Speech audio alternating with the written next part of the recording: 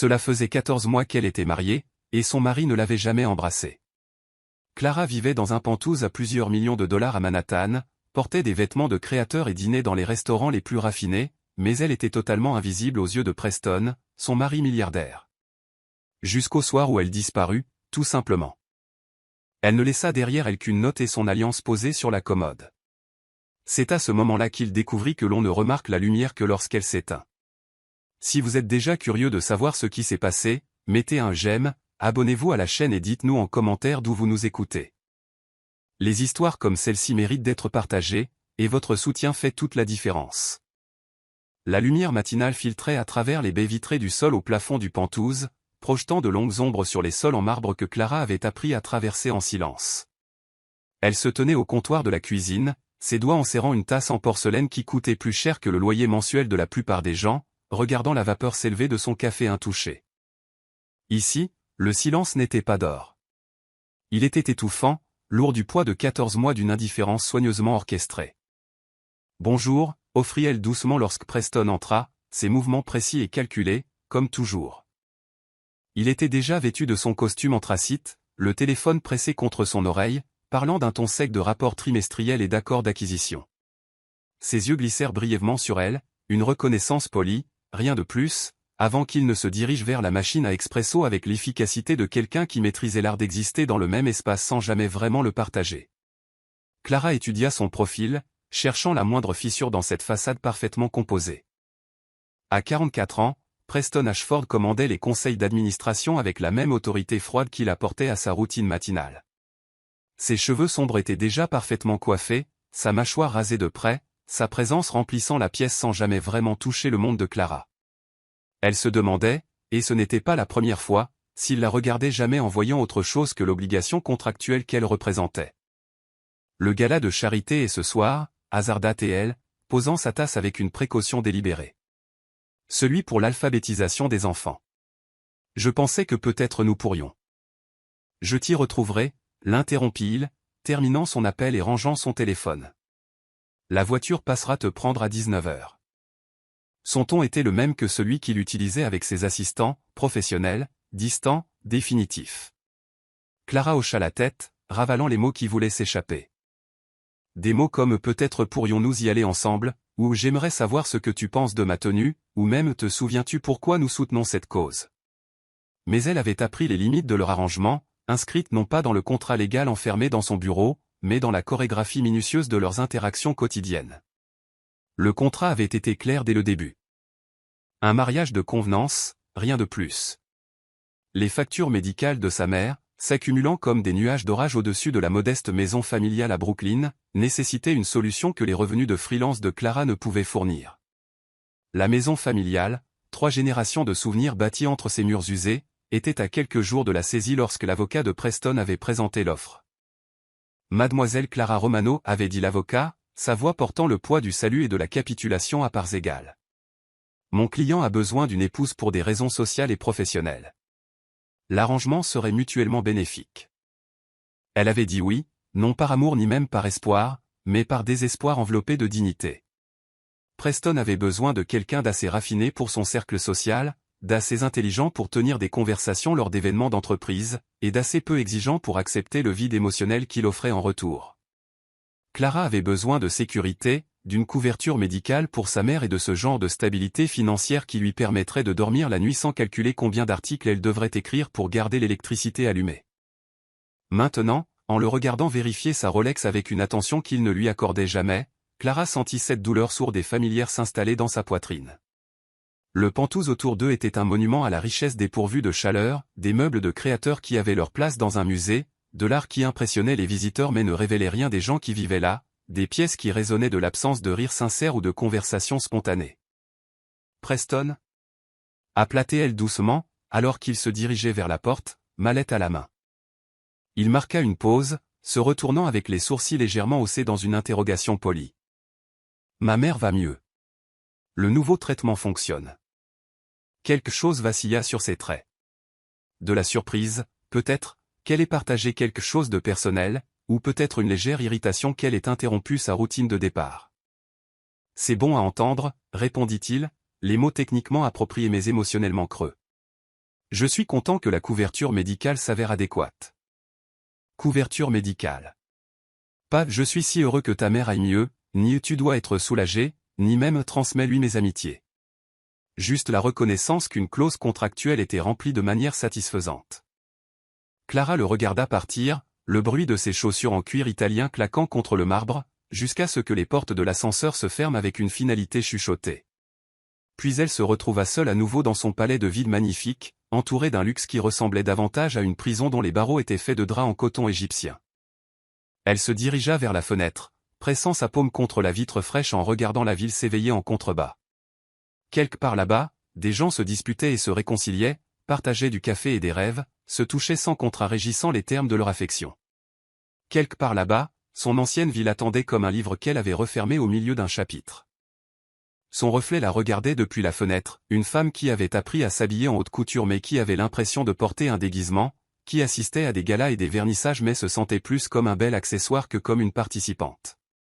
À 42 ans, Clara pensait comprendre la solitude.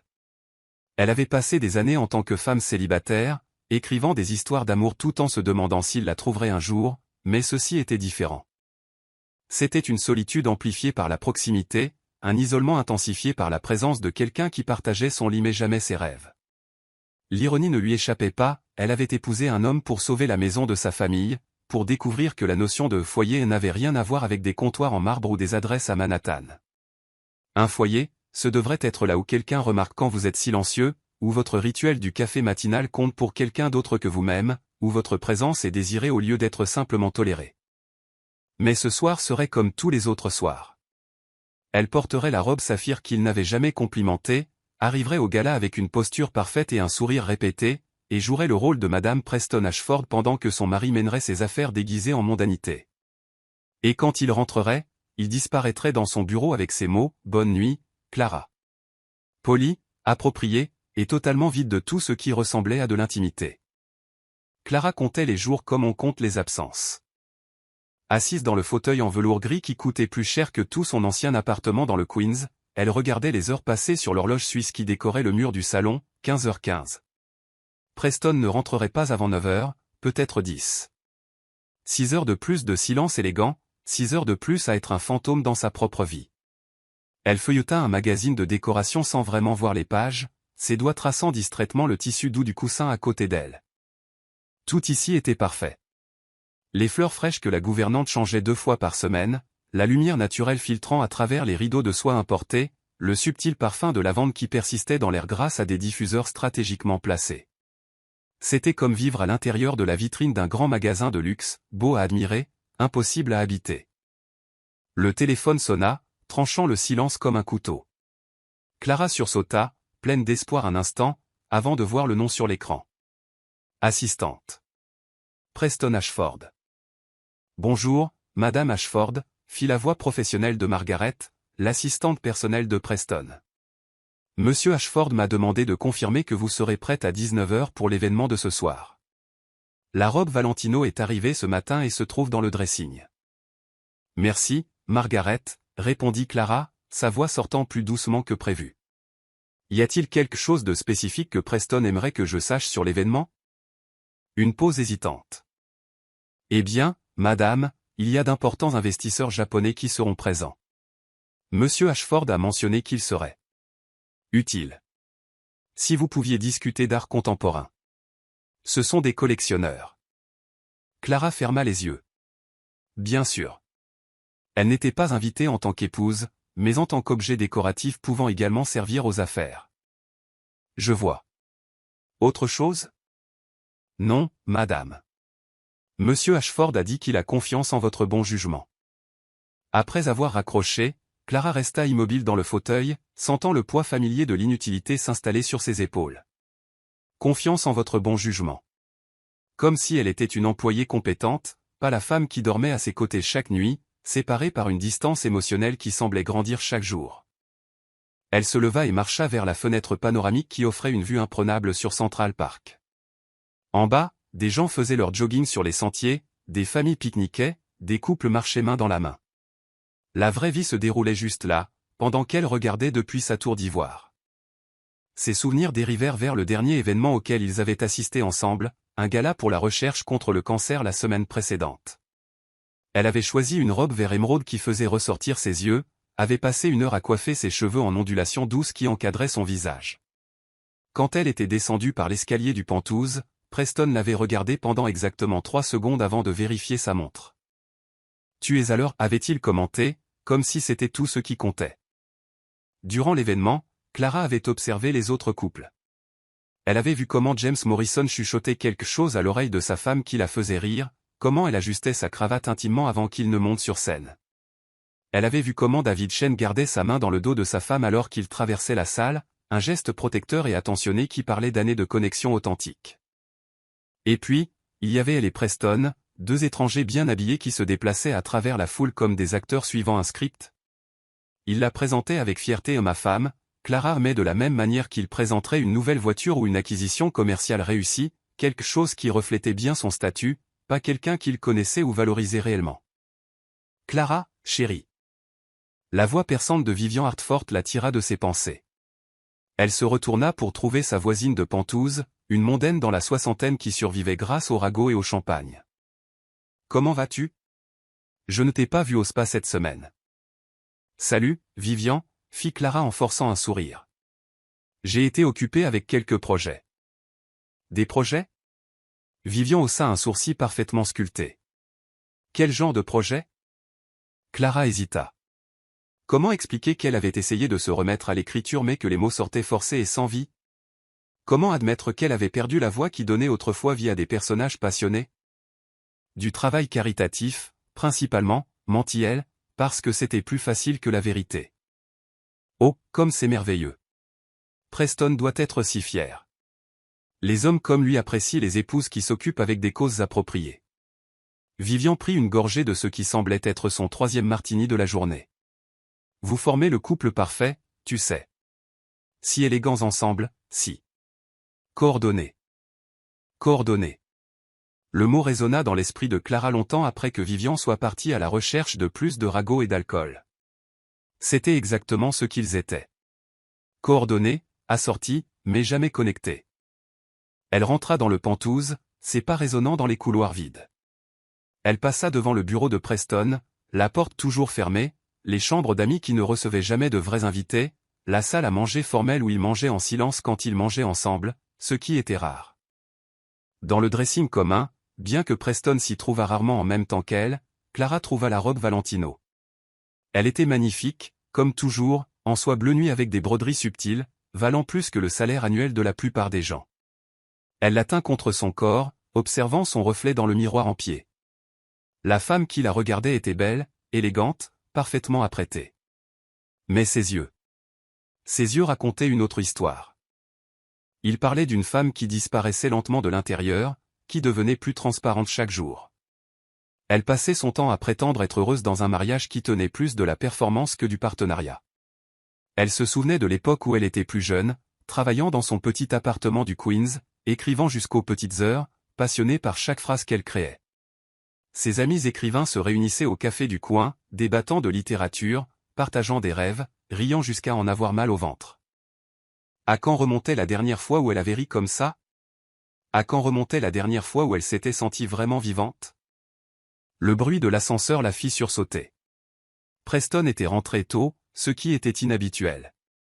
Elle entendit ses pas dans le couloir, la séquence familière des sons, les clés posées sur la table d'entrée, la mallette déposée, le léger soupir de quelqu'un qui décompresse d'une longue journée. « Clara ?» Sa voix résonna dans l'appartement. « Ici », répondit-elle en sortant du dressing. Il apparut dans l'encadrement de la porte de la chambre, la cravate desserrée mais toujours impeccablement soignée. « Comment s'est passée ta journée ?» demanda-t-il, la question sonnant plus comme un protocole que comme un véritable intérêt. « Calme », répondit-elle, parce que c'était vrai, et parce qu'il ne voulait pas vraiment savoir pour la solitude qui la consumait, ni comment elle avait passé 20 minutes à regarder une vieille photo de sa famille à Brooklyn, regrettant une époque où son rire résonnait entre les murs d'une maison où elle était vraiment désirée. « Bien, dit-il, se dirigeant déjà vers la salle de bain. « Es-tu prête pour ce soir ?» Et voilà. C'était toute l'étendue de leur intimité conjugale. Des questions sur la préparation des événements, pas sur les sentiments, les rêves ou quoi que ce soit qui comptait vraiment. Plus tard, alors qu'elle se préparait pour une autre soirée de comédie, Clara se demanda s'il était possible de mourir de solitude même en étant entourée de luxe, s'il était possible de disparaître progressivement, devenant une ombre de soi-même, jusqu'au jour où l'on se regarde dans le miroir et où l'on ne voit plus que le vide qu'est devenu sa vie. Le bruit de la machine à expresso coupa l'air du matin comme un métronome, marquant une autre journée dans la vie parfaitement chronométrée de Preston Ashford. Clara observait ses mouvements économes, chaque geste calculé pour une efficacité maximale. 2 sucres, une mesure précise de lait, exactement 3 minutes pour consulter ses emails sur son téléphone pendant que la boisson refroidissait à la température idéale. Preston, tenta-t-elle, sa voix brisant doucement le silence. Je pensais que peut-être nous pourrions faire une promenade à Central Park aujourd'hui. Le temps est parfait. J'ai une réunion avec les Japonais à 9 heures, répondit-il sans lever les yeux de l'écran, ses doigts faisant défiler rapidement les messages. Et un déjeuner avec Henderson à 12h15. Ensuite, je dois revoir les rapports de fusion. Clara hocha la tête, ravalant la déception devenue aussi familière que le goût du café du matin. Peut-être demain alors. Demain c'est samedi, vol pour Londres à 19h. Il leva enfin les yeux mais se dirigeait déjà vers la porte. Retour lundi. 3 jours, murmura-t-elle, plus pour elle-même que pour lui. Quoi? Rien. Fais bon voyage. Il s'arrêta un instant et Clara sentit une lueur d'espoir. Peut-être avait-il entendu quelque chose dans sa voix. Peut-être remarquerait-il enfin la mélancolie qu'elle ne pouvait plus cacher. Mais Preston vérifia simplement sa montre et hocha brièvement la tête avant de disparaître dans l'ascenseur privé. Clara resta dans la cuisine de longues minutes après son départ, écoutant l'écho de ses propres battements de cœur dans le silence qui suivit. Elle était devenue une experte pour mesurer sa vie par les espaces entre ses mots, par les pauses qui ne se transformaient jamais en questions sur ce qu'elle ressentait. Le mardi suivant, elle tenta une approche différente. Elle passa la matinée à faire des recherches sur les galeries d'art contemporain, mémorisant les noms d'artistes émergents et les tendances du marché. Quand Preston rentra, elle l'attendait dans le salon avec 2 verres de vin et des informations soigneusement organisées sur une exposition au Whitney Museum. « Comment s'est passée ta journée » demanda-t-elle en lui offrant le vin. « Productive » répondit-il, acceptant le verre mais restant debout, comme s'il planifiait déjà sa fuite vers le bureau. Les chiffres du 4e trimestre ont dépassé les attentes. « C'est merveilleux » sourit Clara, essayant d'injecter un véritable enthousiasme dans sa voix.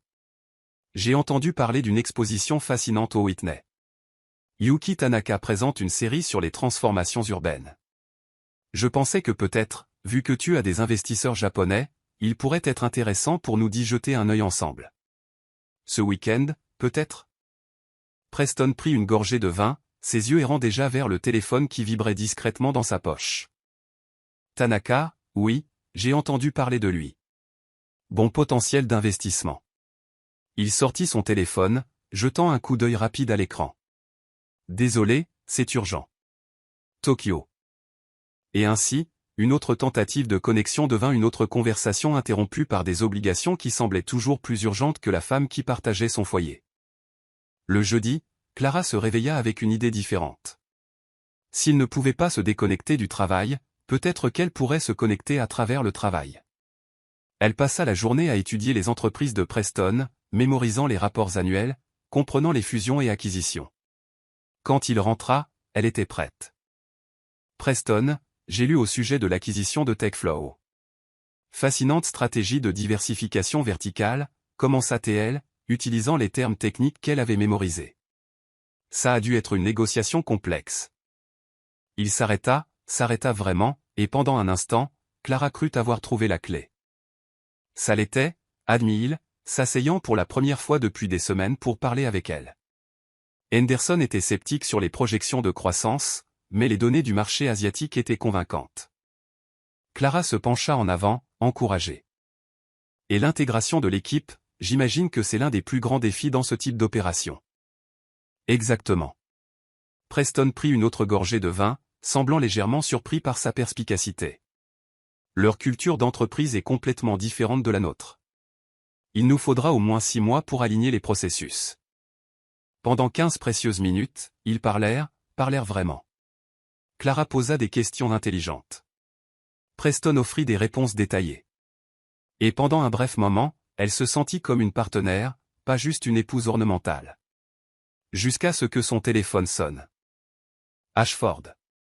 Sa posture rebascula immédiatement en mode exécutif. Oui, je suis au courant de la situation. Non, ça ne peut pas attendre demain. Il se leva, couvrant le téléphone de sa main. Désolé, Clara. Crise avec les fournisseurs européens. Et ainsi, la connexion la plus prometteuse qu'ils aient eue depuis des mois s'évapora comme de la vapeur, laissant Clara seule dans la pièce avec 2 verres de vin et le sentiment grandissant qu'elle essayait de construire un pont vers quelqu'un qui avait déjà déménagé dans une autre ville. Le samedi, elle décida de tenter une dernière approche. Si elle ne pouvait pas l'atteindre par des intérêts partagés ou des conversations professionnelles, peut-être pourrait-elle le toucher par la vulnérabilité. Quand il revint de son jogging matinal, une activité rigoureusement solitaire, elle était dans la cuisine en train de préparer des œufs bénédicts, son plat préféré qu'elle avait appris à faire en regardant des vidéos YouTube. Ça sent bon, commenta Théil, semblant sincèrement surpris. Je me suis souvenu que tu aimais ça, dit Clara, servant l'assiette avec un soin étudié. Je pensais que nous pourrions prendre le petit déjeuner ensemble avant que tu partes au bureau. Preston hésita, regardant son téléphone, puis elle, puis l'assiette parfaitement préparée. J'ai quelques emails à. Preston, l'interrompit-elle doucement, et quelque chose dans sa voix dut l'alerter car il la regarda vraiment dans les yeux pour la première fois depuis des jours. Je sais que nous sommes occupés, que notre vie est compliquée, mais parfois j'ai l'impression que nous devenons des étrangers qui partagent la même adresse. Il marqua une pause, fourchette en l'air, et Clara vit passer un instant quelque chose, peut-être de la culpabilité, ou de la reconnaissance, sur ses traits.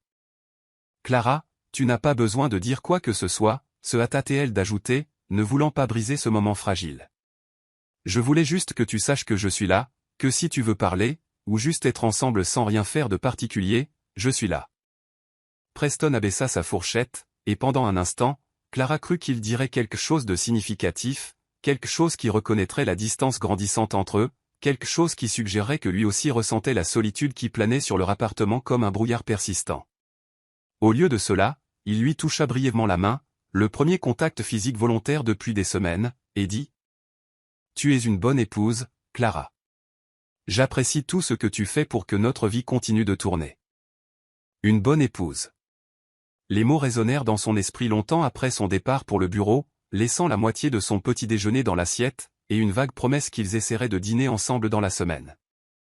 Cette nuit-là, Clara s'allongea dans le lit king size qu'ils partageaient, mais qui ressemblait à un océan de soie froide entre eux. Preston était dans son bureau, la lumière toujours allumée sous la porte, le doux bruit des touches frappées filtrant à travers les murs.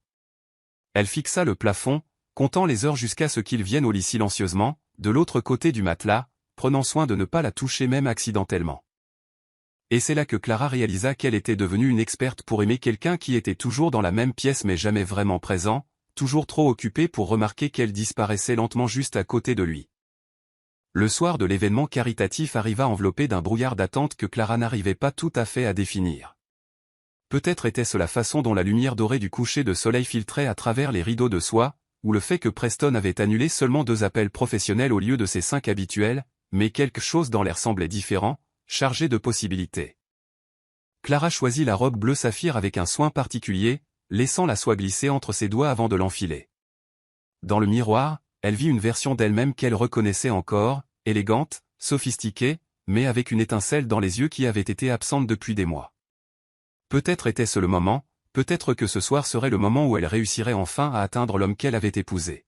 « Tu es très belle », dit Preston quand elle descendit les escaliers, et les mots firent battre son cœur jusqu'à ce qu'elle réalise qu'il tapait sur son téléphone en parlant, ses yeux ne se posant jamais vraiment sur elle. « Merci », répondit-elle, attendant.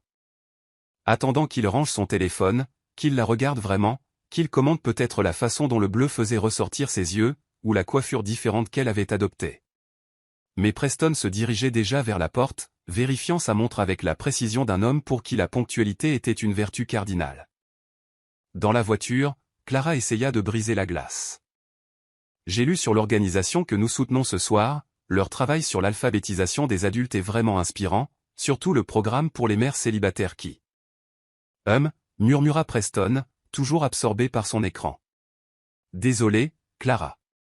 Les chiffres de Shanghai viennent d'arriver. Clara s'appuya contre le siège en cuir souple, regardant les lumières de la ville défiler par la fenêtre. Chaque tentative de connexion était comme essayer d'allumer une allumette dans le vent, une brève lueur d'espoir avant le retour des ténèbres. La salle de réception était éblouissante, décorée d'arrangements floraux blancs et or, des centaines de personnes élégamment vêtues circulant avec des coupes de champagne. Clara connaissait cette danse, sourire, saluer, faire la conversation sur des causes nobles, tandis que les hommes discutaient affaires et que les femmes comparaient bijoux et destinations de voyage. Preston, Clara. La voix perçante de Margaret Whitfield les atteignit à travers la foule. Vous êtes absolument époustouflant, comme toujours, le couple parfait. Clara sourit poliment alors que Margaret l'embrassait dans le vide près des joues. Margaret, quel plaisir de te voir. J'ai entendu dire que vous envisagiez une maison dans les Hamptons pour l'été, continua Margaret, les yeux brillants à la perspective d'un nouveau ragot. C'est vrai? Clara cligna des yeux, surprise.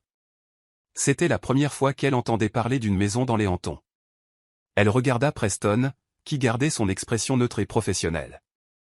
Nous explorons encore les options, répondit-il diplomatiquement. Et Clara ressentit cette pointe familière d'exclusion, une autre décision concernant leur vie qu'il envisageait sans la consulter. La soirée progressa selon sa chorégraphie prévisible.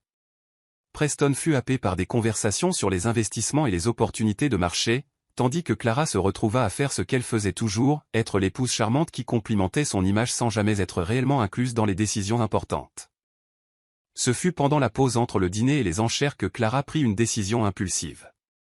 Voyant Preston momentanément seul sur la terrasse, vérifiant ses messages, elle s'approcha avec une détermination renouvelée. « Preston » dit-elle en touchant légèrement son bras. « As-tu une minute ?» Il leva les yeux, et pour la première fois de la soirée, son regard se concentra réellement sur elle. « Bien sûr. Qu'y a-t-il » Clara prit une profonde inspiration, sentant l'air frais de la nuit dans ses poumons. « Je pensais. À quand remonte la dernière fois où nous avons fait quelque chose ensemble ? Je veux dire, vraiment ensemble. Sans téléphone, sans travail, juste nous deux. » Preston fronça les sourcils, comme si elle avait posé une question particulièrement complexe sur des fusions d'entreprises. « Eh bien, nous sommes ici ensemble maintenant. » « Ce n'est pas ce que je veux dire, » continua Clara, sa voix gagnant en urgence. « Je veux dire quelque chose comme... Te souviens-tu quand nous étions jeunes mariés et que tu as mentionné que tu avais toujours voulu visiter la Toscane ? Et si on planifiait un voyage, juste quelques jours, loin de tout ? On pourrait visiter des vignobles, explorer de petits villages. La Toscane, répéta-t-il, comme si le mot était étranger. Clara, tu sais comment est le marché en ce moment. La fusion TechFlow est encore en négociation, et les investisseurs londoniens seront là quand nous reviendrons. Clara l'interrompit doucement. Preston, quand tu me regardes, que vois-tu ? La question le prit au dépourvu. Il cligna des yeux, clairement mal à l'aise avec la tournure personnelle de la conversation. Je vois. Ma femme. Une femme intelligente, élégante qui. Qui quoi ? Insista Clara en faisant un pas de plus.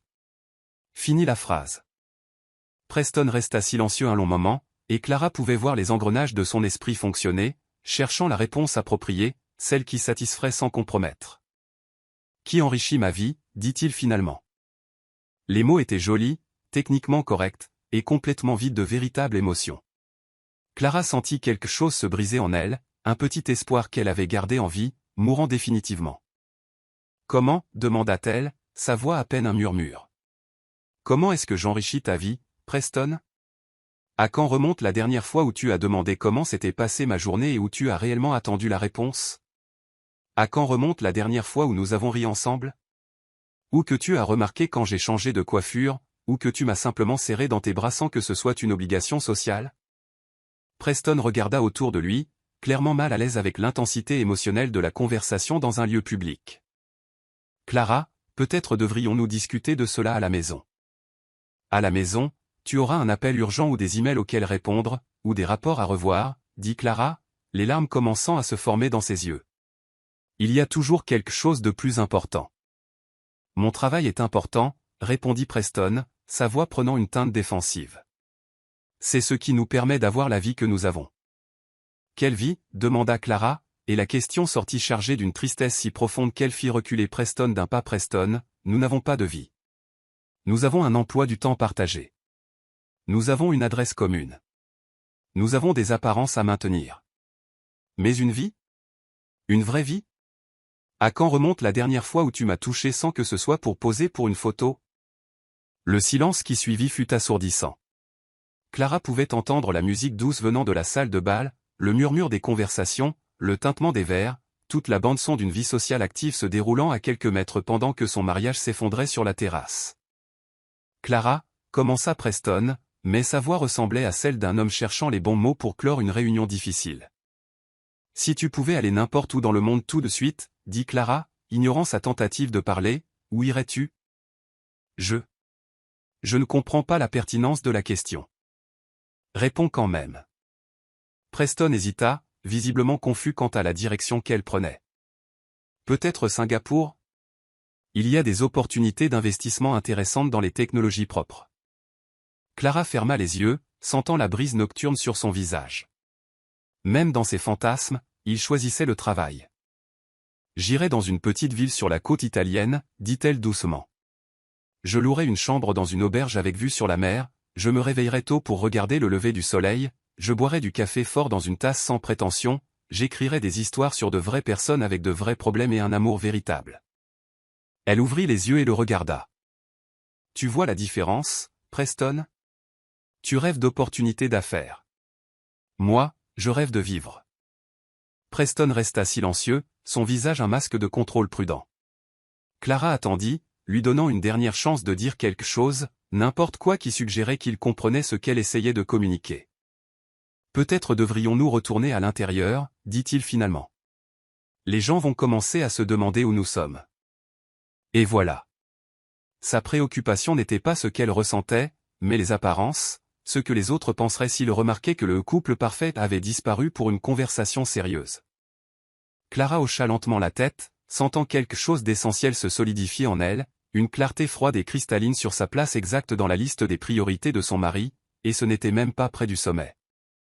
Bien sûr, dit-elle, sa voix revenant au ton poli et contrôlé qu'elle avait perfectionné au cours des 14 derniers mois. Nous ne voudrions pas que les gens réalisent que le couple parfait a des imperfections.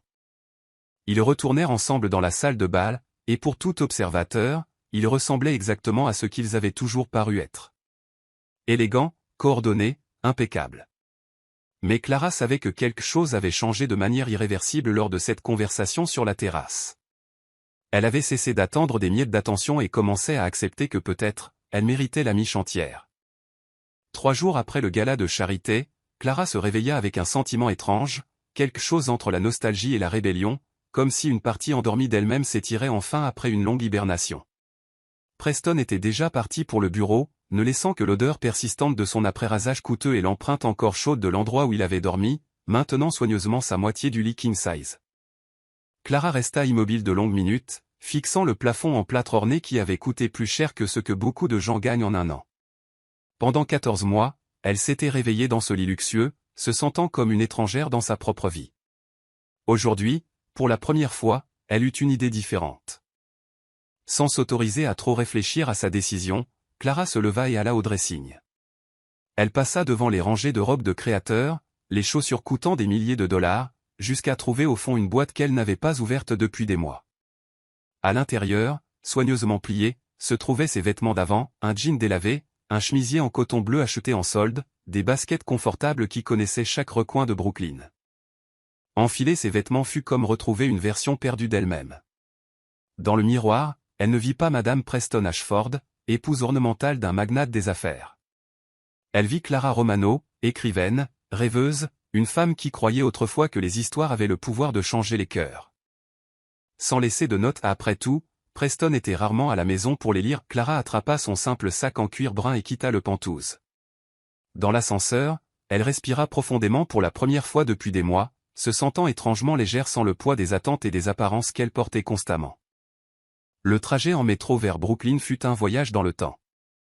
Clara observait les visages familiers des passagers, de vraies personnes vivant de vraies vies, inquiètes pour leurs factures, leurs relations et des rêves simples mais authentiques.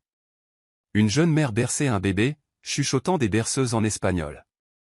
Un homme âgé lisait un livre de poésie usée, ses lèvres bougeant silencieusement avec les mots. Un couple d'adolescents riait de quelque chose sur un téléphone, leurs doigts entrelacés avec l'insouciance naturelle du jeune amour.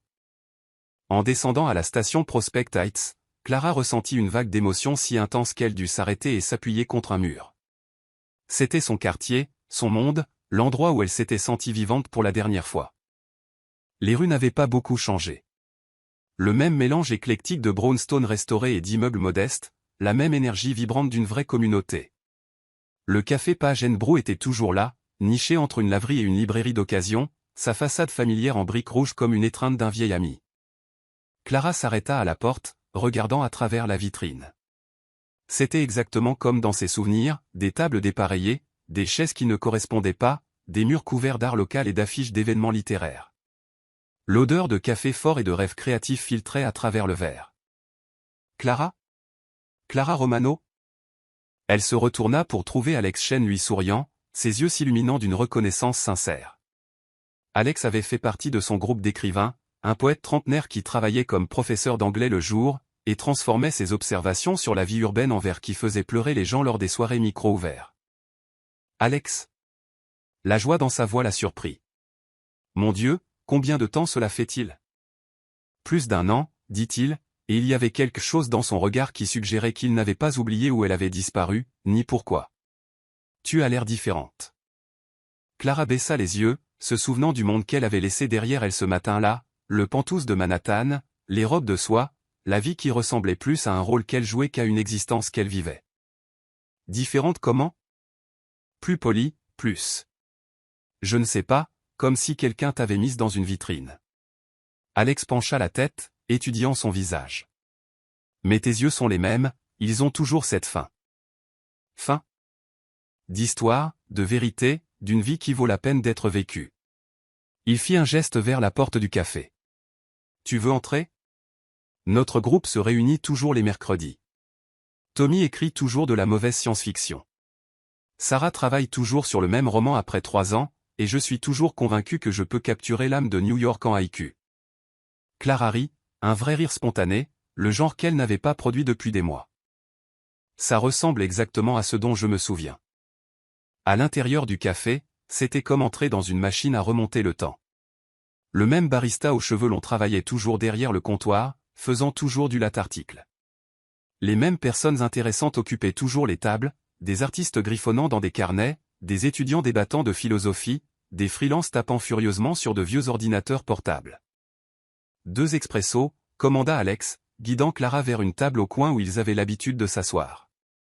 À moins que tu n'aies développé un goût pour des boissons plus sophistiquées.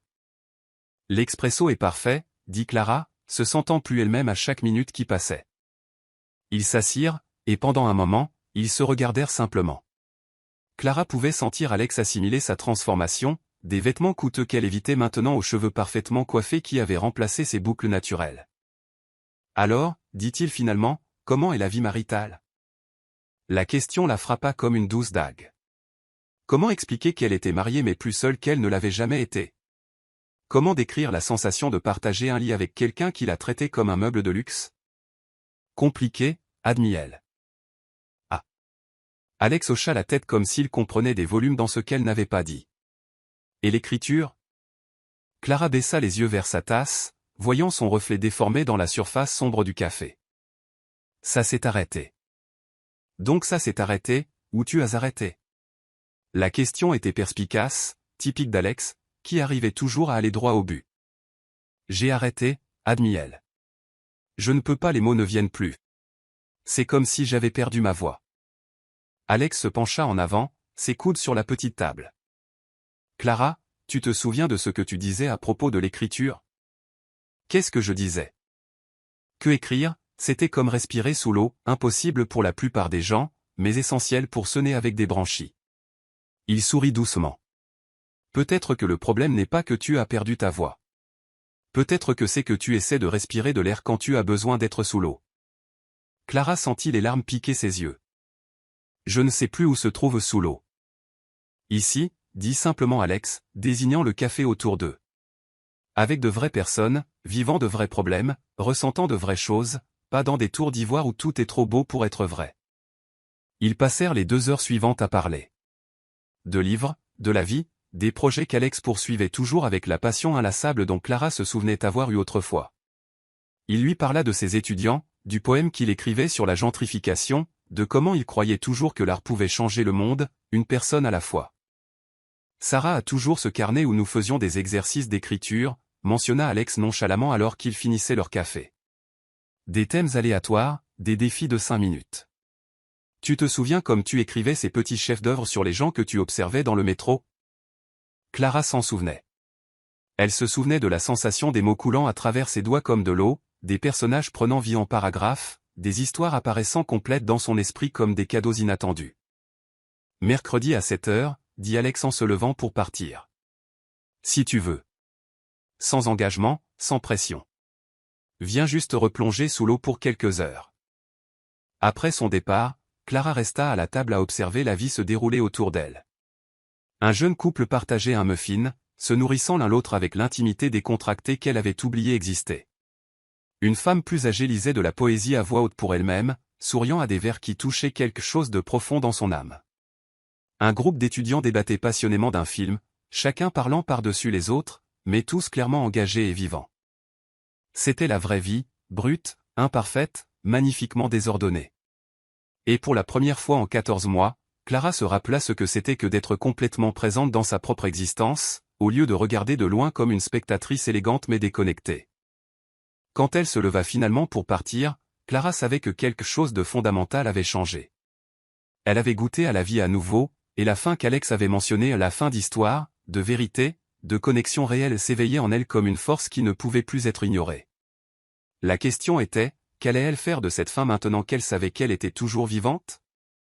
La goutte d'eau arriva un mardi ordinaire, déguisé en routine.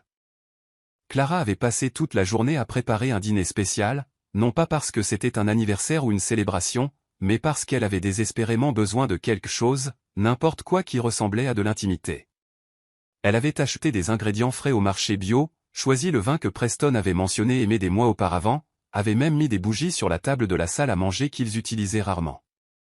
À 19 heures, elle était assise à la table parfaitement dressée, regardant la cire des bougies fondre lentement tandis que le saumon grillé refroidissait dans l'assiette. À 20 heures, elle rangea la nourriture au réfrigérateur et souffla les bougies. À 21h30, Preston rentra. « Désolé, Clara, dit-il, desserrant sa cravate alors qu'il marchait directement vers son bureau. Réunion d'urgence avec les investisseurs londoniens. Tu as mangé quelque chose? Elle se tenait dans le couloir, le regardant disparaître derrière la porte du bureau, le son familier des touches frappées commençant immédiatement. Pendant un moment fou, Clara envisagea de frapper à la porte, d'entrer sans permission, de faire une scène, d'exiger qu'il la voie, qu'il reconnaisse qu'elle avait passé des heures à préparer quelque chose de spécial qui était maintenant oublié dans le réfrigérateur comme un autre geste gaspillé. Au lieu de cela, elle alla dans la chambre et s'allongea tout habillée sur le couvre-lit hors de prix, fixant le plafond alors que les heures passaient. Preston se glissa dans le lit après minuit, se déplaçant silencieusement dans l'obscurité, soucieux de ne pas la déranger. Ils dormaient à moins d'un mètre l'un de l'autre, mais auraient tout aussi bien pu se trouver sur des continents différents. Le lendemain matin, Clara se réveilla avec une clarté d'esprit cristalline qui l'effraya. Ce n'était pas une décision émotionnelle ou impulsive, mais la réalisation froide et calculée qu'elle se mourait à petit feu, jour après jour, dans le silence. Elle comprit que si elle ne faisait pas quelque chose de radical, dans quelques années, elle ne serait plus qu'une belle coquille vide, parfaitement entraînée à sourire aux moments opportuns et à ne jamais importuner personne avec ses sentiments. Preston suivait sa routine matinale avec la précision d'une horloge suisse, douche à 6h15, café à 6h45, revue des marchés asiatiques à 7h. Clara observait chaque mouvement familier, le mémorisant comme si c'était la dernière fois, ce qui, réalisa-t-elle, était probablement le cas. Je m'envole pour Boston aujourd'hui, mentionna-t-il avec désinvolture, les yeux rivés sur ses emails. Retour demain soir. D'accord, répondit Clara. Sa voix semblait normale, alors même que son cœur battait comme un oiseau prêt à s'échapper d'une cage ouverte. Après le départ de Preston, Clara resta immobile dans la cuisine pendant de longues minutes, écoutant l'écho de ses propres pensées dans le silence qui suivit. Puis, avec des gestes délibérés, elle se dirigea vers le dressing commun. Elle ne prit pas grand-chose, juste l'essentiel, les affaires qui étaient vraiment les siennes, et non les vêtements coûteux que Preston avait choisis ou les accessoires qui faisaient partie de son uniforme de femme trophée. Elle retrouva sa vieille valise en cuir au fond du placard, celle qu'elle avait apportée de sa vie d'avant, et la remplit de jeans, de t-shirts et de livres qu'elle avait essayé de lire sans jamais y parvenir, son esprit étant trop préoccupé par les apparences et les obligations sociales. Au fond d'un tiroir, elle trouva son vieil ordinateur portable, non pas le MacBook Pro que Preston lui avait acheté pour ses projets caritatifs, mais son vieux compagnon d'écriture, marqué par des années d'utilisation et rempli d'histoires qui, autrefois, coulaient de ses doigts aussi naturellement que sa respiration. Le plus difficile fut de décider quoi dire. Clara s'assit au bureau de la chambre, un magnifique meuble en acajou qu'elle n'avait jamais utilisé que pour stocker des invitations mondaines, et tenta de trouver les mots pour expliquer l'inexplicable. Comment dire à quelqu'un que l'on part non par colère, mais par instinct de conservation? Comment expliquer qu'il ne s'agit pas d'une punition, mais d'une question de survie? Finalement, elle écrivit. Preston, je ne pars pas pour te punir. Je pars pour ne pas disparaître complètement. Pendant 14 mois, j'ai essayé d'être la femme dont tu avais besoin, élégante, pratique, invisible quand il le fallait. Mais quelque part en chemin, j'ai cessé d'être moi-même. J'ai arrêté d'écrire, arrêté de rêver, arrêté de croire que je méritais d'être vu, entendu et aimé pour qui je suis, et non pour ce que je représente. Tu es un homme bon, Preston. Gentil à ta manière, généreux financièrement, toujours poli. Mais nous sommes des étrangers qui partagent une adresse, et je ne peux plus faire semblant que cela suffit. Ne me cherche pas. Du moins, pas encore. J'ai besoin de me rappeler qui j'étais avant de devenir ta femme, et c'est quelque chose que je dois faire seule. Clara. Elle plia soigneusement la note et la plaça sur la commode de Preston, à côté de son alliance. Ce simple anneau de platine qui avait représenté la sécurité, mais pas l'amour. La lumière traversant la fenêtre fit briller le métal, et Clara ressentit un pincement qui n'était pas exactement du regret, mais une profonde tristesse pour ce qui aurait pu être si les choses avaient été différentes. Clara prit son sac à main et sa valise, jeta un dernier regard à l'appartement qui avait été sa prison dorée pendant plus d'1 an, et se dirigea vers la porte. Dans l'ascenseur, elle s'appuya contre le mur et ferma les yeux, ressentant un mélange étrange de terreur et de libération. Lorsque les portes s'ouvrirent au rez-de-chaussée, Clara émergea dans le monde comme une femme renaissante, effrayée, incertaine de l'avenir, mais enfin, glorieusement vivante. Elle avait réservé un petit appartement dans le Queens via une annonce en ligne, un studio modeste qui coûtait moins cher par mois que ce que Preston dépensait en vin en une semaine. C'était minuscule comparé aux Pentouzes, mais lorsque Clara ouvrit la porte et vit la lumière du soleil inonder la pièce par l'unique fenêtre, elle ressentit quelque chose qu'elle n'avait pas éprouvé depuis des mois, l'espoir. Dans les jours qui suivirent, Clara redécouvrit de petits plaisirs oubliés, faire ses courses au marché en vérifiant les prix, cuisiner des plats simples dans une cuisine de la taille d'un placard, s'asseoir sur l'escalier de secours qui lui servait de balcon improvisé pour regarder la vraie vie se dérouler dans la rue en bas. Et pour la première fois en 14 mois, elle écrivit non pas des histoires polies sur des gens parfaits dans des situations idéalisées, mais des mots bruts et honnêtes sur la solitude et la découverte, sur une femme apprenant à s'aimer suffisamment pour choisir l'authenticité plutôt que le confort. C'était la vraie vie, imparfaite et belle, et Clara la vivait enfin au lieu de simplement la regarder de loin. 3 jours après son départ, son téléphone commença à sonner. Preston Ashford avait bâti toute sa vie d'adulte sur les fondations inébranlables de la routine. Réveil à 6 heures du matin, marchés asiatiques, café fort, décisions calculées déplaçant des millions de dollars avec la froideur de quelqu'un ayant appris que les émotions étaient des luxes dangereux dans le monde des affaires. Pendant 14 mois, Clara avait fait partie de cette routine, une présence constante et réconfortante, comme le ronronnement presque imperceptible de la climatisation ou le poids familier de sa montre Patek Philippe à son poignet.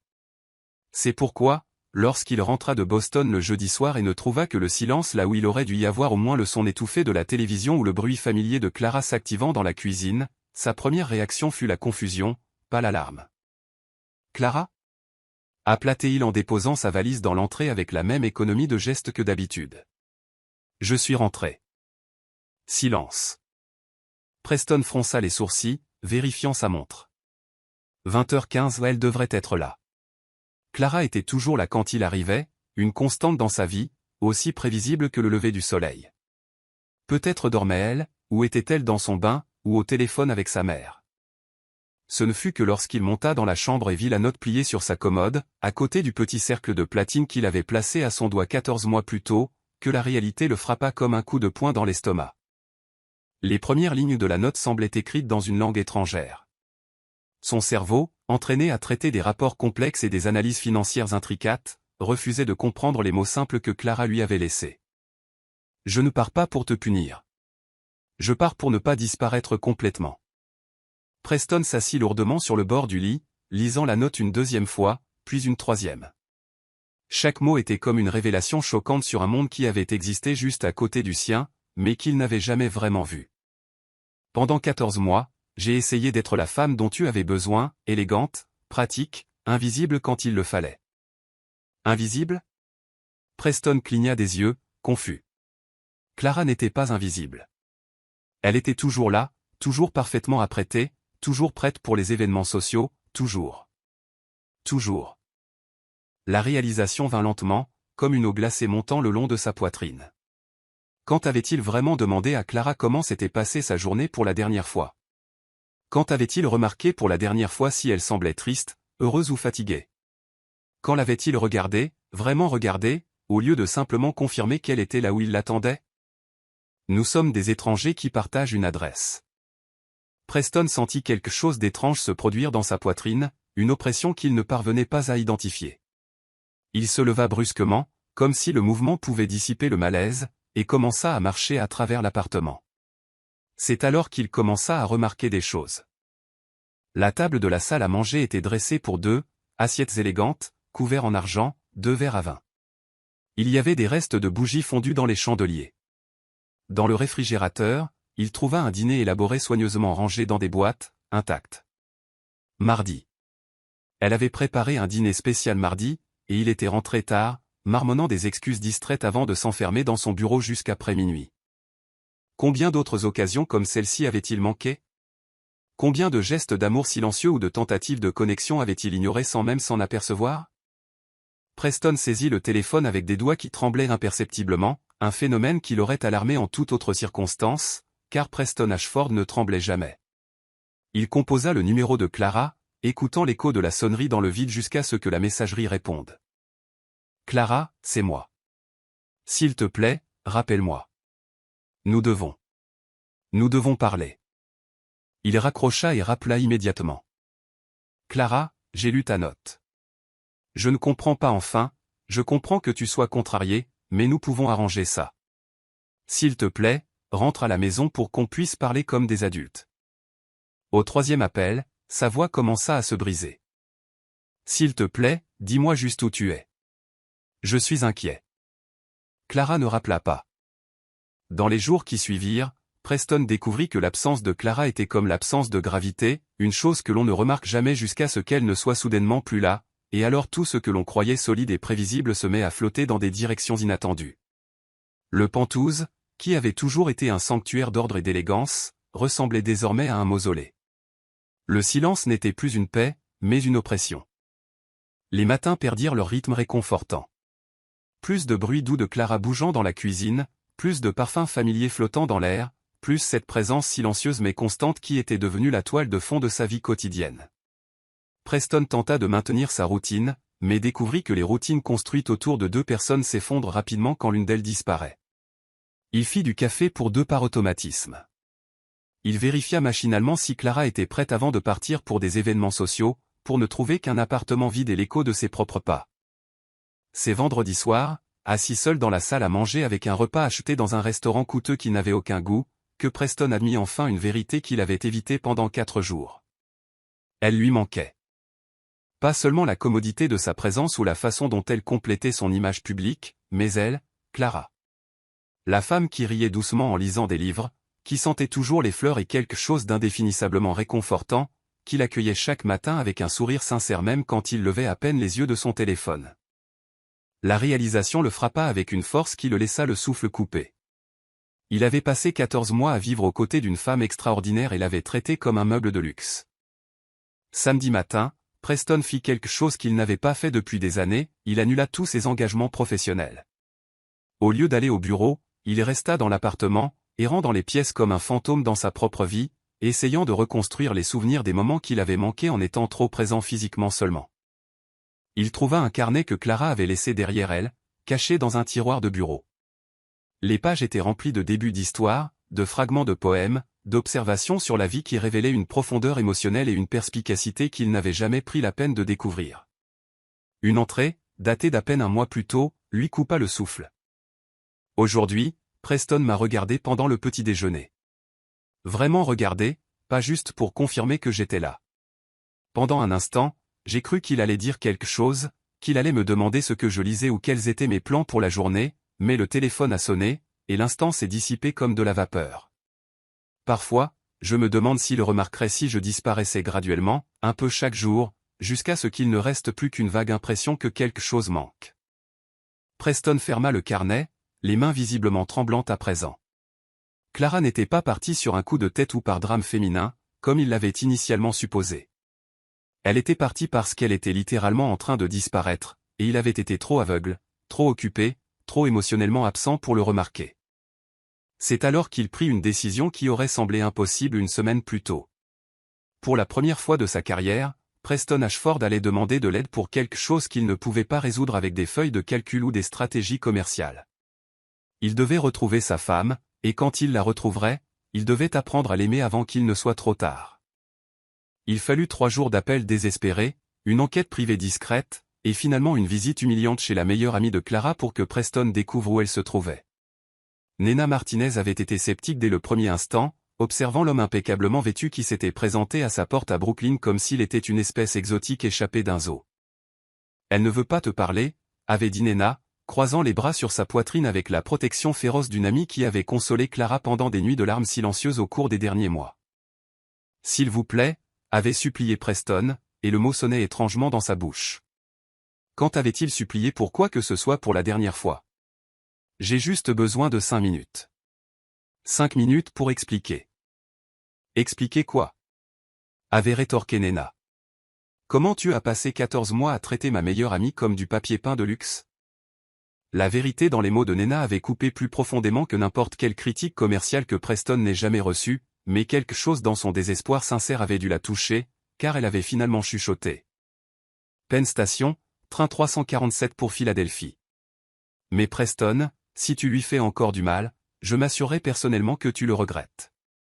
Maintenant, Preston courait à travers Penn Station comme un homme possédé, son costume Armani froissé, les cheveux ébouriffés pour la première fois depuis des décennies, cherchant désespérément un visage familier parmi des centaines d'inconnus. Sa respiration était irrégulière. Quand avait-il couru pour la dernière fois? Et il pouvait sentir la sueur se former sous la chemise coûteuse qu'il avait choisie si soigneusement ce matin-là, pensant que les apparences comptaient. Les apparences ne comptaient pas. Rien ne comptait, sauf retrouver Clara avant qu'elle ne disparaisse de sa vie pour toujours. Il la vit près du quai 7, assise sur une chaise en plastique avec une petite valise à ses pieds, pas les bagages Louis Vuitton qu'il lui avait offerts, mais une vieille valise en cuir marron qui avait dû voir des années de voyage. Elle portait un jean et un chemisier simple, ses cheveux lâchés sur ses épaules au lieu de la coiffure sophistiquée qu'il avait l'habitude de voir. Elle paraissait plus jeune ainsi, plus elle-même, plus la femme qu'il avait épousée mais jamais vraiment connue. Clara. Elle leva les yeux, et Preston vit la surprise, puis la douleur, puis une résignation fatiguée traverser ses traits. Preston. Comment m'as-tu trouvé? Nena? Il s'approcha lentement, comme si elle était un animal sauvage qui pourrait s'enfuir au moindre mouvement brusque. S'il te plaît, ne monte pas dans ce train. Clara soupira, une longue expiration triste. Preston, on a déjà parlé de ça, ou essayé. En fait, j'ai essayé de parler. Tu avais des appels plus importants.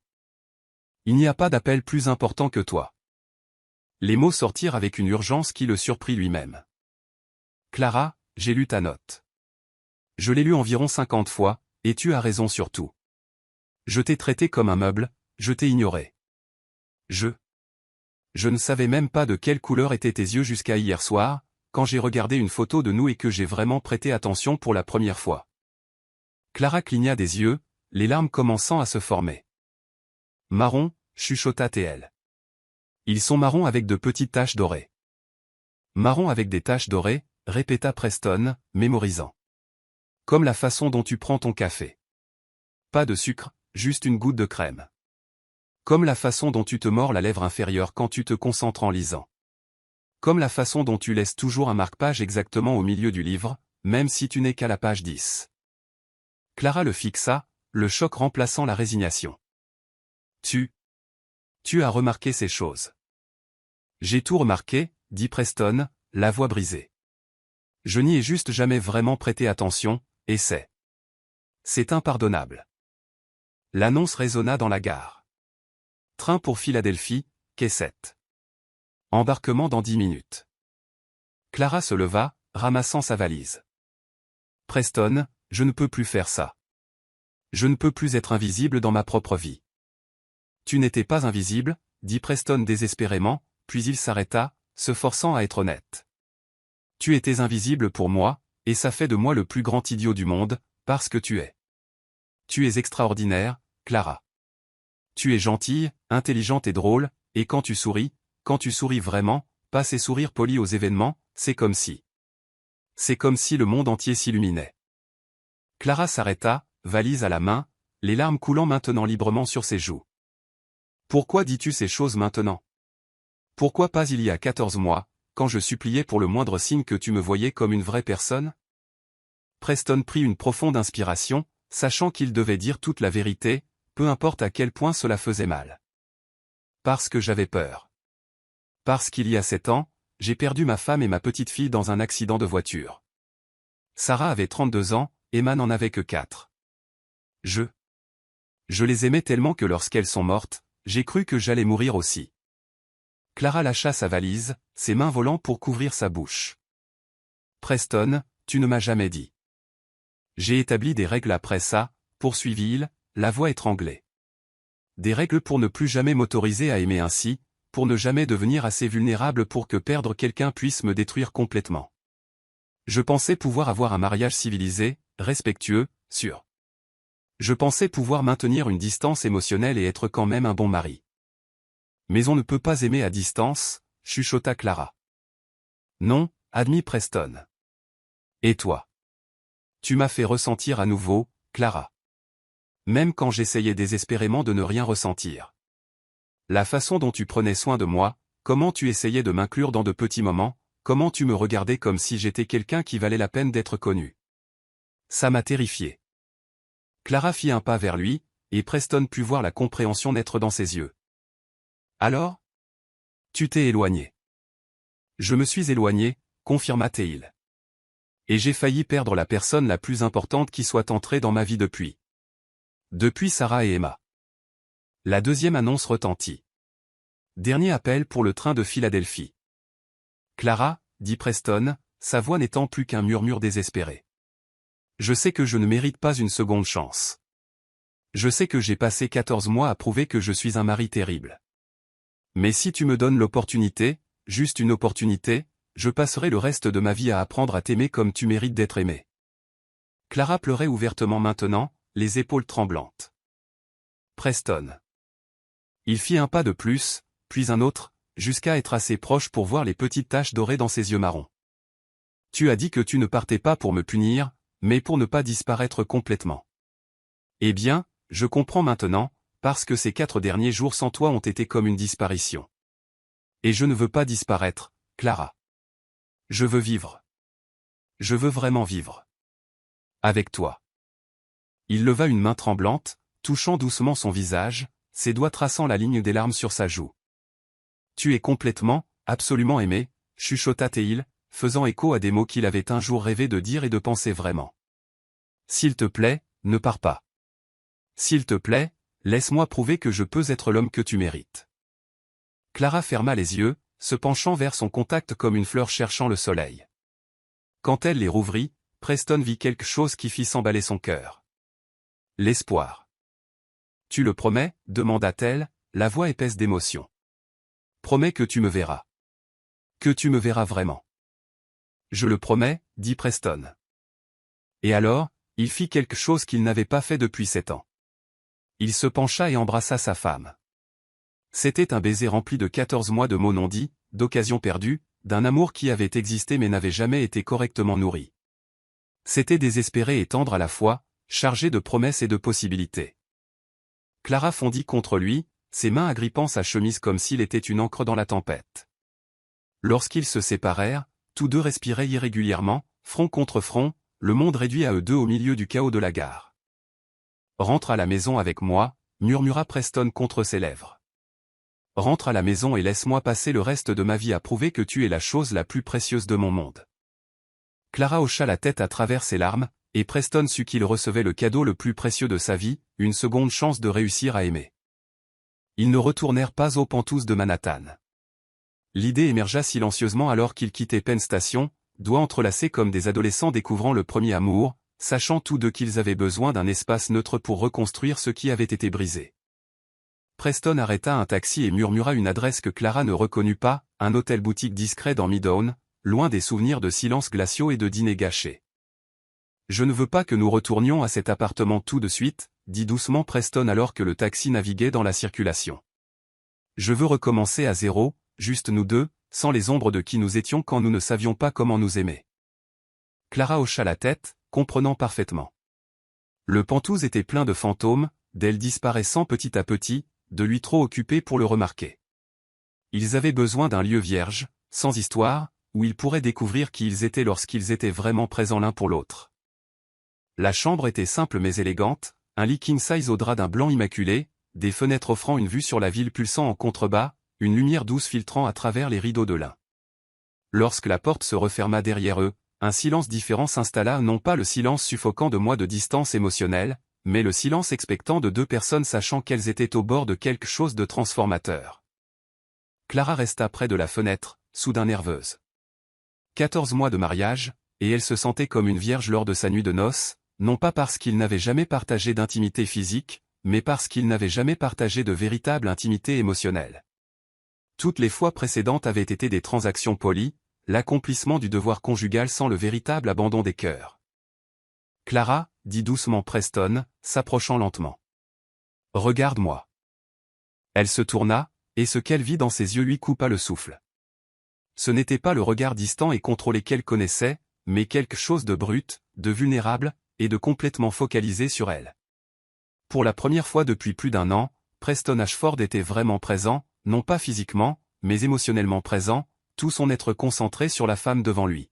« Tu trembles » observa Teil, levant une main pour toucher doucement son visage.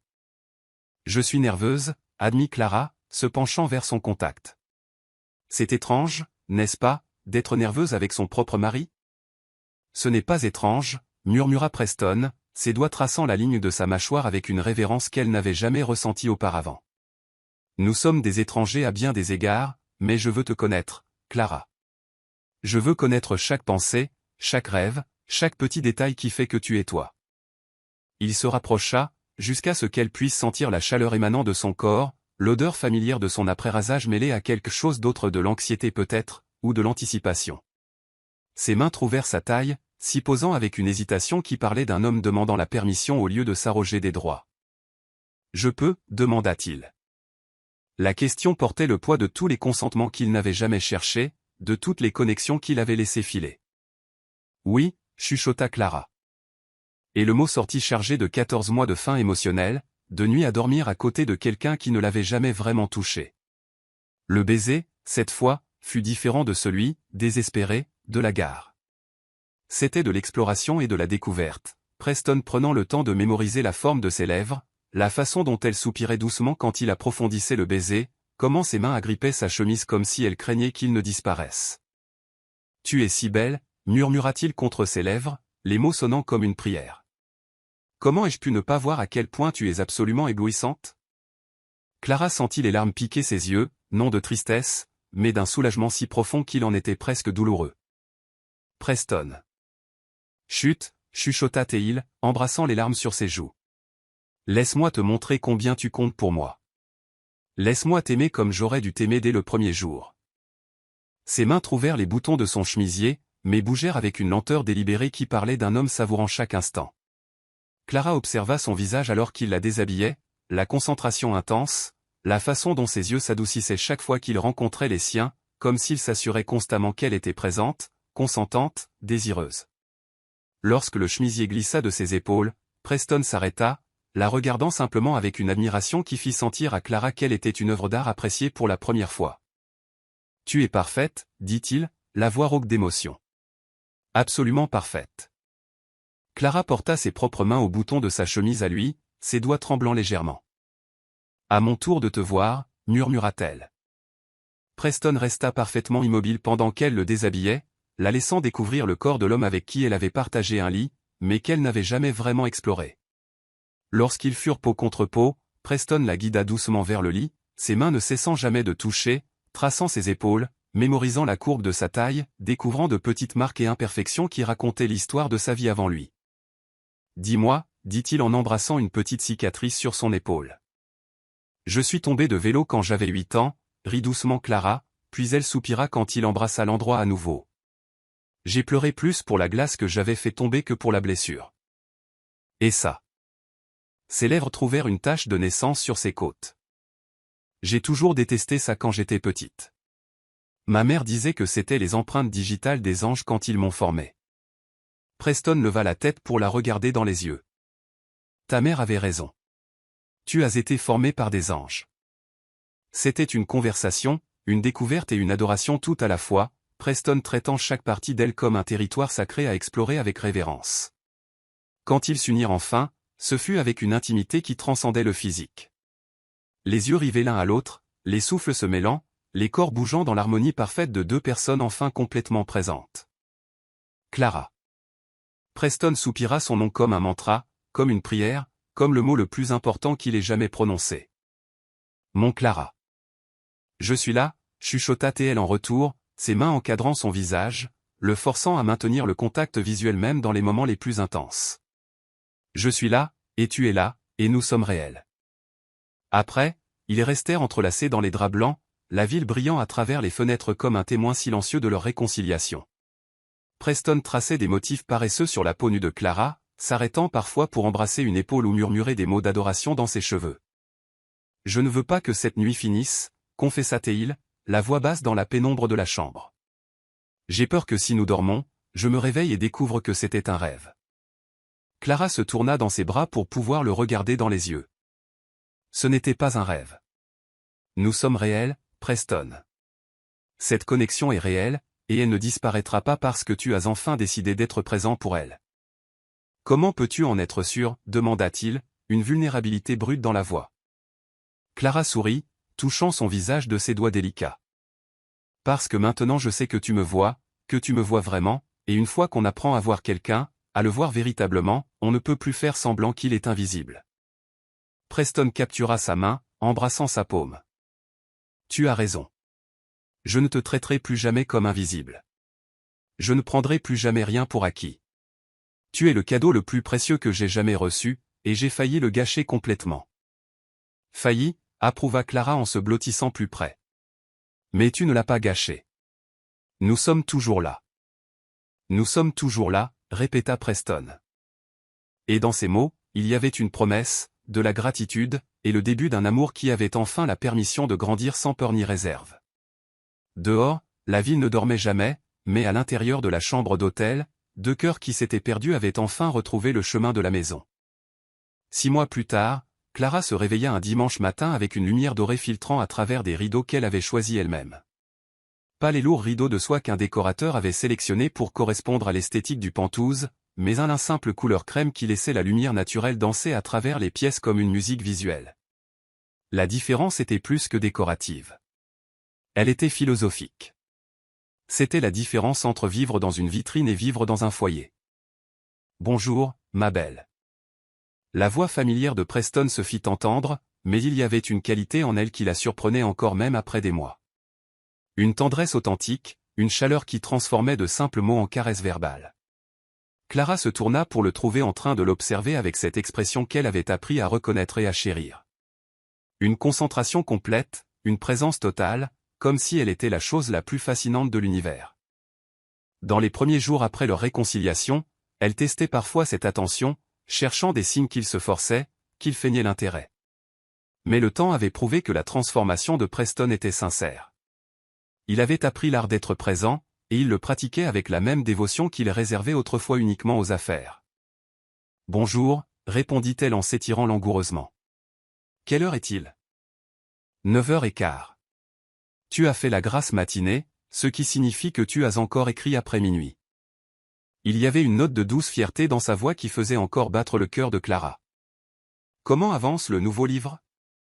Clara sourit, pensant au manuscrit qui grandissait régulièrement sur son bureau, non pas le secrétaire formel en acajou qu'elle n'avait jamais utilisé, mais une simple table en bois que Preston avait trouvée dans un marché d'antiquités à Brooklyn, insistant pour qu'elle choisisse exactement ce qu'elle voulait pour son espace d'écriture. Bien, vraiment bien, en fait. Elle s'assit, ramenant ses genoux contre sa poitrine. C'est étrange d'écrire sur l'amour quand je sais enfin ce que cela fait vraiment. Preston s'approcha, s'asseyant sur le bord du lit et lui tendant une tasse de café, préparée exactement comme elle l'aimait, une découverte qu'il avait faite non par observation distante, mais en demandant directement, en prêtant attention, en se souvenant. « Parle-moi de l'histoire, dit-il. Et Clara savait qu'il était sincèrement intéressé, pas juste en train de faire la conversation poliment. C'est l'histoire d'une femme qui se perd en essayant d'être celle dont les autres ont besoin, expliqua Clara, prenant une gorgée du café parfait, et d'un homme qui est tellement occupé à construire des murs pour protéger son cœur qu'il ne remarque pas quand quelqu'un de spécial essaie de l'atteindre. Ça me semble familier, dit Preston avec ce sourire d'autodérision qu'elle avait appris à aimer. Une fin heureuse? Je suis encore en train de l'écrire, mais oui, certainement une fin heureuse. Parce que parfois les gens peuvent apprendre, parfois ils peuvent changer, et parfois le véritable amour vaut la peine de se battre. Preston embrassa sa tempe, un geste si naturel maintenant que Clara pouvait à peine se rappeler l'époque où il devait réfléchir avant de la toucher. En parlant de se battre pour les choses qui en valent la peine, il y a une surprise pour toi en bas. Clara haussa un sourcil. Quel genre de surprise? Le genre qui implique la fondation dont nous avons discuté, et peut-être quelques visiteurs spéciaux. Piquée par la curiosité, Clara s'habilla rapidement et suivit Preston dans le salon, qu'ils avaient complètement redécoré au cours des derniers mois. Maintenant, il y avait des plantes partout, pas des arrangements floraux formels changés 2 fois par semaine, mais de vraies plantes qu'ils arrosaient ensemble, qui grandissaient et parfois mouraient et devaient être remplacées, qui rendaient l'espace vivant au lieu de parfait. Les murs affichaient désormais de vraies photographies, pas de l'art abstrait coûteux choisi par des décorateurs, mais des images qui racontaient leur histoire. Clara et Preston lors de leur cérémonie de remariage à Central Park, entourés de vrais amis au lieu d'associés d'affaires. La famille de Clara en visite pour la première fois, sa mère visiblement émue mais essayant de cacher son impression devant l'appartement. Preston et Clara couverts de peinture lors d'un week-end où ils avaient décidé de peindre son bureau ensemble. Clara. La voix de sa mère la fit se retourner brusquement. Maria Romano était assise sur le canapé, rayonnante de santé et les traitements avaient mieux fonctionné que quiconque n'avait osé l'espérer. Elle discutait avec animation avec 2 femmes que Clara ne reconnut pas immédiatement. « Maman, qu'est-ce que tu fais ici ?» Clara serra sa mère dans ses bras, confuse mais ravie. « Preston m'a amené comme surprise, » expliqua Maria, les yeux brillants d'une approbation évidente. « Et il voulait que tu rencontres des gens spéciaux. » Preston s'approcha, passant son bras autour de la taille de Clara avec le naturel d'un homme ayant appris que l'affection publique n'était pas une faiblesse mais une force. « Clara, je veux te présenter Sarah Martinez et Jennifer Chen. Elles dirigent des programmes d'alphabétisation à Harlem et dans le Queens, respectivement. » Clara salua les femmes, toujours confuses quant au but de la réunion, jusqu'à ce que Preston poursuive. « Elles sont ici pour discuter de la fondation Clara Romano pour l'alphabétisation et les arts créatifs. » Le monde s'arrêta. Clara fixa Preston, puis les 2 femmes souriantes, puis sa mère qui était clairement dans le secret. Là. Quoi? Tu as mentionné il y a des mois que tu voulais faire quelque chose qui ait du sens, expliqua Preston, une nervosité inhabituelle dans la voix. Quelque chose qui combinerait ta passion pour l'écriture avec l'aide aux autres pour découvrir leur voix. Alors j'ai commencé à faire des recherches, et j'ai découvert qu'il y a un besoin désespéré de programmes qui n'enseignent pas seulement aux gens à lire, mais qui les aident à trouver leurs propres histoires, leur propre voix. Sarah Martinez se pencha en avant. Madame Ashford, votre mari nous a parlé de votre parcours d'écrivain, de votre passion pour la narration. Ce que nous proposons est révolutionnaire, pas seulement des cours d'alphabétisation, mais des ateliers d'écriture créative, des programmes qui aident les gens à traiter les traumatismes par le récit, des initiatives qui donnent une voix aux sans-voix. Ce serait votre projet, ajouta Jennifer. Votre vision, votre leadership. Nous fournissons les connexions communautaires et l'expertise éducative. Vous apportez la vision créative et la passion. Clara sentit les larmes commencer à se former. Pendant des mois, elle s'était sentie reconnaissante pour le retour de son mariage, pour la redécouverte de l'amour, mais il y avait une partie d'elle qui aspirait toujours à un but au-delà du bonheur personnel. Je ne sais pas quoi dire. Dis oui, murmura sa mère. Ma fille a toujours eu un don avec les mots. J'ai toujours su qu'un jour elle aiderait les autres à trouver leur voie aussi. Clara regarda Preston, voyant la fierté et la nervosité mêlées dans son expression. Tu as vraiment fait ça. Créer une fondation pour moi? J'ai créé la structure juridique et financière, corrigea Preston. Mais son âme, son cœur, c'est tout toi, Clara. C'est qui tu es, ce que tu es destiné à faire. 3 heures plus tard, après que Sarah et Jennifer furent partis avec des plans concrets, des échéanciers et une excitation contagieuse sur les possibilités, après que sa mère fut retournée à Brooklyn avec la promesse de revenir la semaine suivante pour le dîner, Clara et Preston se retrouvèrent seuls dans la cuisine, préparant un déjeuner simple ensemble. « Je n'arrive pas à croire que tu aies fait ça, » dit Clara pour la 10e fois, encore en train de réaliser. « Une fondation entière. »« Tu mérites d'avoir quelque chose qui soit entièrement à toi, » répondit Preston, coupant des légumes avec la précision minutieuse qu'il apportait à tout désormais.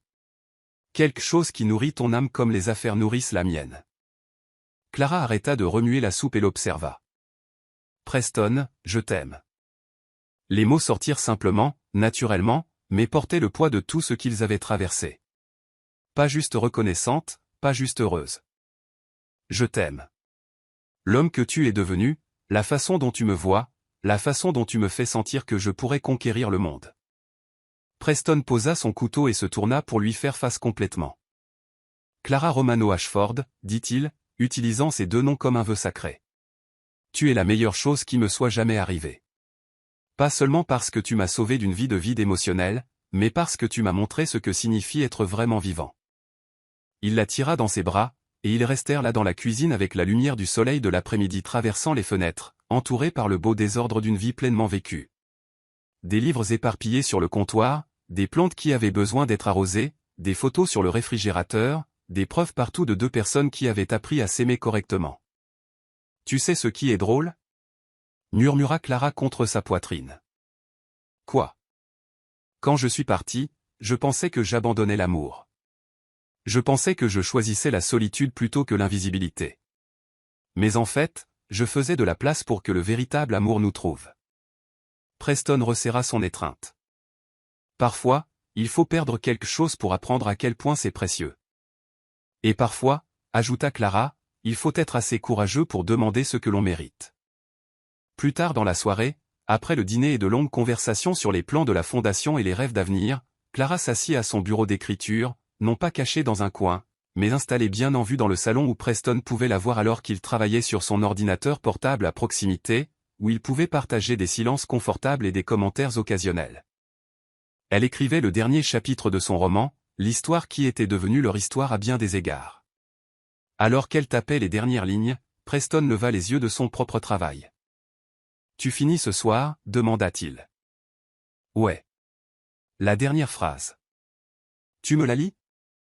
Clara sourit, appréciant qu'il veuille faire partie même de ce petit moment. Et alors qu'elle le regardait dans les yeux, vraiment regarder, de la façon dont elle avait tant désiré qu'il la regarde, elle réalisa que parfois les plus grandes histoires d'amour ne concernent pas des gens parfaits qui se trouvent. Elles concernent des gens imparfaits qui apprennent à se voir clairement, complètement, courageusement. Preston resta silencieux un moment. Puis, « C'est magnifique. C'est à propos de nous ? C'est à propos de quiconque s'est déjà senti invisible, quiconque a déjà aimé quelqu'un qui n'était pas prêt à aimer en retour, quiconque a été assez courageux pour partir et ensuite assez courageux pour essayer à nouveau quand la personne qu'il aime apprend enfin à le voir. » Preston ferma son ordinateur portable et vint s'agenouiller à côté de sa chaise. « Clara ? » ?»« Oui. »« Merci de ne pas avoir abandonné notre couple. Merci d'avoir été assez courageuse pour partir et assez patiente pour revenir. Merci de m'avoir appris à aimer quelqu'un correctement. » Clara toucha son visage, s'émerveillant de la différence de sensation par rapport à leur début. Comme il était présent, comme il était connecté, comme il était authentique. « Tu sais ce que j'ai réalisé. » Quoi ? Parfois, la personne avec qui tu es censé être est la personne avec qui tu es déjà. Vous avez juste besoin tous les 2 de grandir pour devenir qui vous êtes censés être ensemble. Preston se leva et la tira avec lui.